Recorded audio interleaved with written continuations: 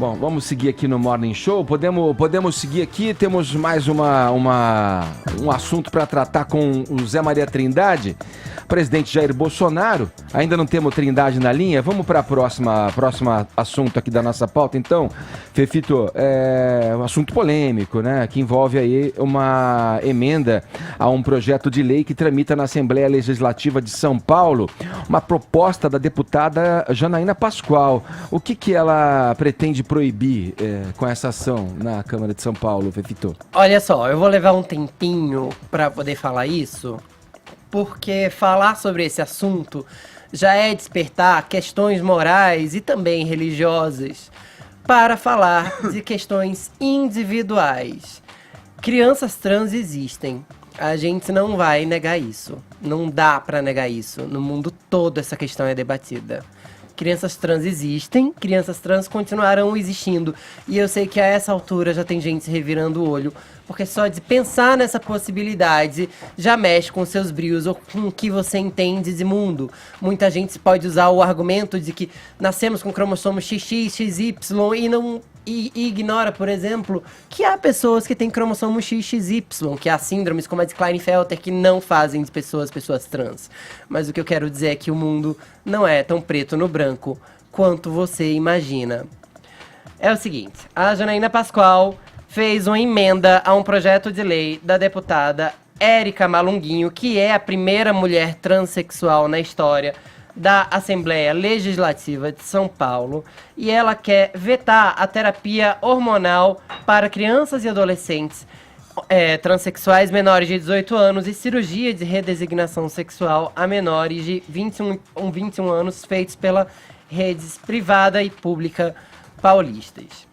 Por que a terapia de bloqueio hormonal acontece entre crianças? Existe um caso muito icônico nos Estados Unidos, que é o caso da Jazz Jennings. Já foi alvo de estudo por vários especialistas, virou uma grande matéria na New Yorker, por 3 edições, inclusive. Ela ganhou um programa de TV próprio. Hoje em dia, a Jazz Jennings, que era uma criança trans, ela entrou em Harvard como mulher trans. Um bloqueador funciona da seguinte maneira. Uma criança, depois de diagnosticada trans, veja bem, uma criança não acorda, diz sou trans e todo mundo passa a agir como se ela fosse ao seu bel prazer. Há especialistas envolvidos, há psicólogos, às vezes o diagnóstico chega a demorar quase uma década para se chegar na certeza de que a criança é trans. Quando um adolescente é trans, ele começa a desenvolver traços de puberdade que são diferentes dos quais ele se relaciona, com os quais ele se identifica. Portanto, um bloqueador de puberdade impediria que meninas transexuais desenvolvessem pelos, voz grossa ou crescimento do pênis. Um menino trans, por exemplo, não menstruaria enquanto tomasse esses bloqueadores. Não desenvolveria seus seios. E isso facilitaria lá na frente com que ele se reconciliasse com sua identidade de gênero. Muita gente acha que isso é uma violência para com as crianças. E muitos especialistas nos Estados Unidos, na Holanda e em vários outros países, e especialistas sérios, dizem o contrário. Esses bloqueadores, eles podem...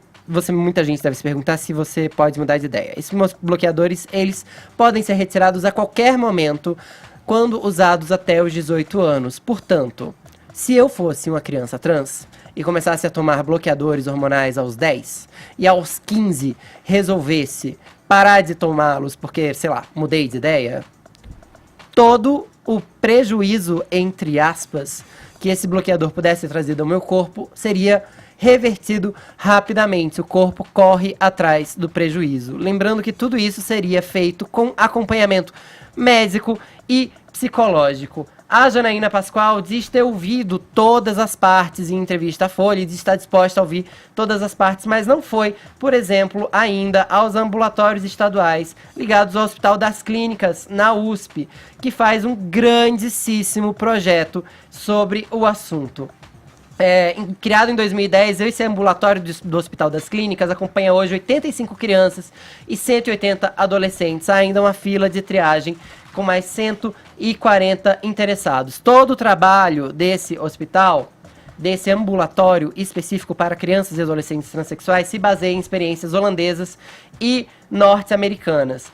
Alguns dos especialistas desse ambulatório, inclusive, enfim, os médicos dizem que, basicamente, alguns dos estudos que a Janaína Pascoal usa são de médicos considerados reacionários e que não são necessariamente levados a sério. O fato é que crianças trans vão continuar existindo e cansa um pouco, pra mim, que faz parte da comunidade LGBT, ver esse assunto sempre sendo usado como polêmica barata, seja pelo clique, seja pelo ganho político, seja pelo ganho moral.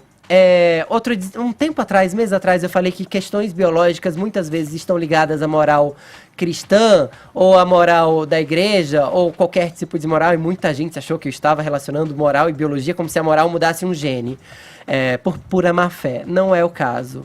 Mas questões como essa são encaradas por um prisma que não é pelo prisma humanista, é por um prisma de proibição e não de empatia. Para completar, eu acho que tem que se propor que, ao falar sobre esse tipo de coisa, parem para ouvir pessoas trans.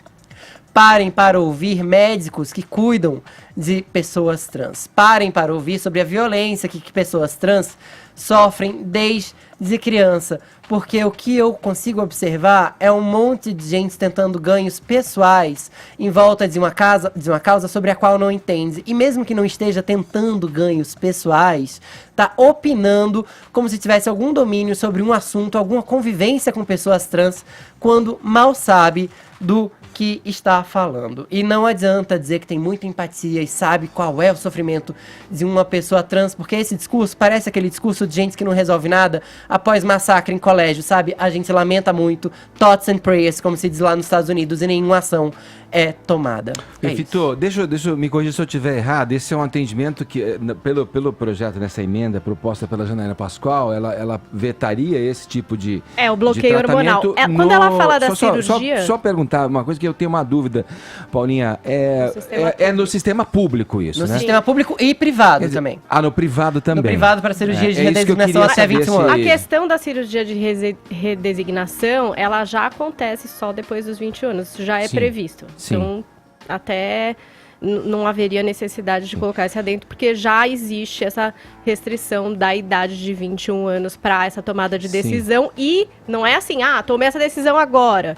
Também tem um processo que pode levar até 3 anos para que a pessoa, de fato, consiga essa cirurgia. Porque o diagnóstico pode levar até 8 anos. Sim. Ou seja, não é algo feito sem acompanhamento médico. Na minha pergunta, Fefita, era porque se fosse abarcar somente a rede pública, mais uma vez a gente estaria num problema similar ao que acontece quando o assunto é, por exemplo, o aborto, onde você dá só a condição para quem tem o dinheiro, o poder aquisitivo, recorrer a esse tipo de ação, se é assim da sua escolha, né? Sim. Mais uma vez penalizando a população de baixa renda, que faz o uso da rede pública de hospitais. Né? Por isso a minha indagação. E é importante sempre lembrar que crianças e pessoas trans adultas vão sempre existir.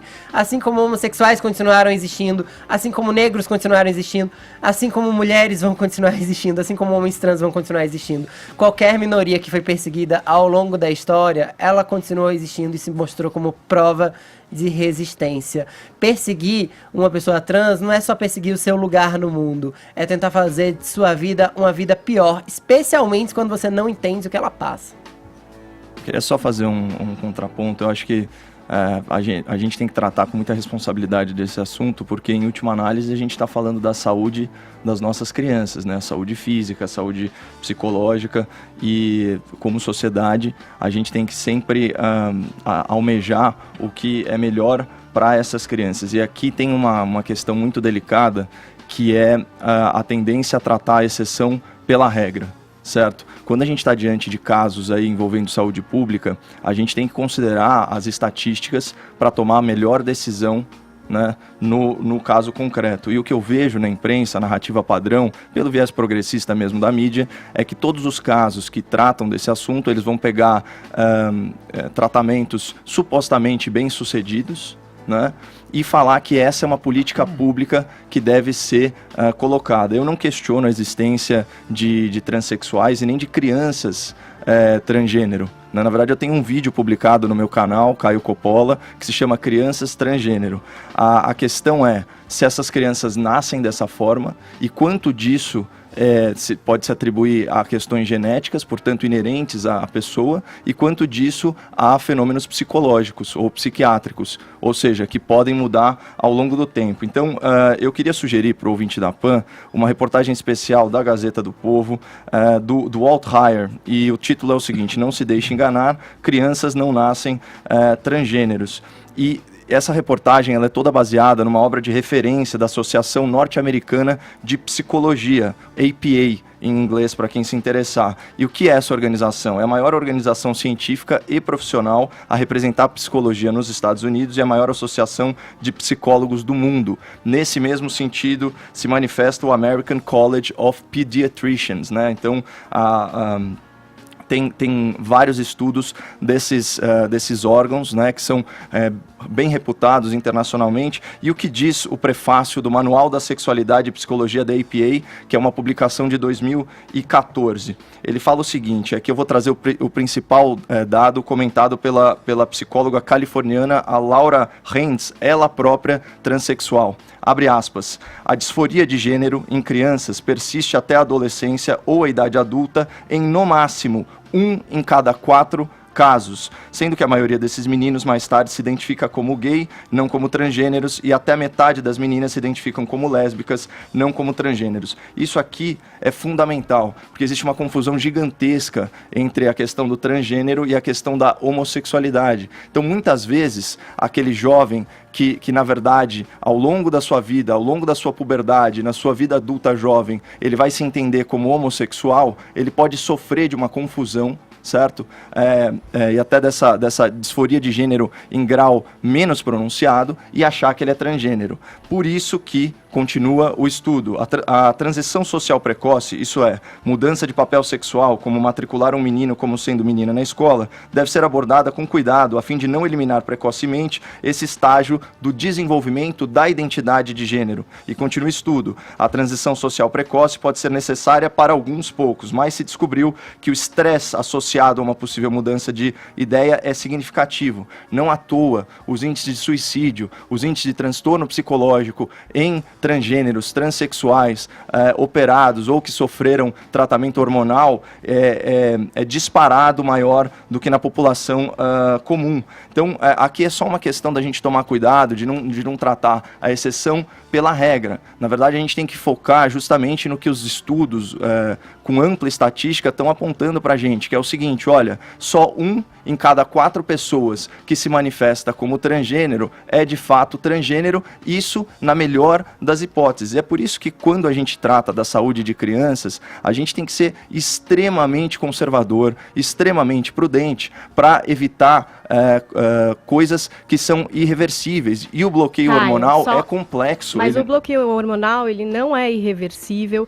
Esses dados que você está falando do aumento do suicídio são exatamente entre as pessoas que não têm acompanhamento psicológico e, como você falou, realmente com muito cuidado. Eu queria até que a gente trouxesse aqui no Morning Show o Alexandre Sadé, que é o psiquiatra responsável pelo ambulatório transdisciplinar de identidade de gênero e orientação sexual do Hospital das Clínicas da Faculdade de Medicina da USP, que é o especialista no assunto. Eu acho que a gente pode achar aspas na internet sobre esse assunto de vários lados, de vários pensamentos. Eu acho que é uma coisa nova e que está sendo pesquisada, mas já existem muitas evidências científicas de fato, que inclusive já são consensos. Só que existe também uma espécie de desinteligência, é o diz que me diz. O Caio tá pegando um quote que diz, com muito cuidado, acompanhamento médico. Isso é um cuidado. Não sempre, ninguém tá dizendo, e nem os médicos aqui, e nem o Alexandre, que inclusive é a fonte da Folha, e que convidou a Janaína Pascoal a ir ali ao ambulatório, e parece que ela vai. Uhum. E se ela for de fato, ela vai poder conhecer o que a gente desconhece, Edgar. Eu nunca tive problema de identidade de gênero. Eu nem sei e nem imagino o que seja isso. Mas eu quero entender que essas pessoas existem, elas estão lá, elas estão recebendo um atendimento cuidadoso merecem Sabe, um ninguém lugar tá na sociedade. distribuindo coisas, ninguém tá interferindo na decisão, as famílias recebem acompanhamento. É uma situação muito delicada, Muito. sabe? É uma o bloqueio situação hormonal ele é só muito uma das delicada. formas de tratamento, Não, né, aqui Paulinho? a gente está falando De especificamente de bloqueio criança e hormonal. adolescente, e o que a Janaína está falando é a respeito do Não, mas bloqueio é que Aliás, isso é a só pra gente falar que precisa uma coisa parar não pra previne pensar. a outra, entendeu? Você pode ter É um claro, amplo acompanhamento a psicológico criança até os pode 18 vir a anos. deixar, E promover pode mais vir a sofrimento deixar. pra ela no caso de não usar um bloqueio Em três- indicado por pelo psicólogo. menos em 3/4 da aliás, situação, vamos só não. falar de uma coisinha. A tal APA, ela também já foi acusada de corroborar com programas de tortura e já foi orientada por psicólogos militares. Portanto, a gente também acha viés ideológico e, quiçá, antiprogressista em associações de psicologia do mundo inteiro. Agora, tem uma questão que ninguém vai apagar. E essa questão é o sofrimento e a solidão de uma pessoa trans. Vocês querem saber por que uma pessoa trans se mata? Porque ela não consegue um lugar na sociedade, porque ela não é respeitada como um cidadão igual pela maioria das pessoas. Mas não por acaso você não acha pessoas trans na maior parte dos ambientes de trabalho ou de lazer que você frequenta. A pessoa trans, ela ainda é considerada uma pessoa de segunda categoria por boa parte da sociedade. E aí, desculpa, é bem difícil você encontrar a felicidade quando você está levando chapuletada, e sim, estou falando uma palavra muito grosseirinha, chapuletada, por todos os lados. É porque assim, o discurso aqui, ele não bate necessariamente com a prática, sabe? A matéria vem falar em diagnóstico de anos, 8 É legal a a 10 gente anos, mas trazer alguém da aplicado... prática aqui no Morning. Eu queria convidar publicamente o Alexandre Sadé a vir aqui. Também acho que ele eu deveria acho vir. que é o profissional de ponta no Brasil para falar sobre esse assunto. E eu vi uma pra pessoa gente trans. parar de ficar aqui elocubrando ideias, pegando preciso- aspas na internet para ficar um Só assunto concluir, eu vou ser bem breve. delicado. Eu vou ser muito Preciso breve. girar o assunto, Eu vou ser Caio. bem A gente breve, vai ter Edgar. chance de conversar com isso. Se a gente tiver a chance, se trouxer Sem problemas. essa figura aqui, a gente pode Sem problemas. debater mais. A gente tem que girar o assunto, tem mais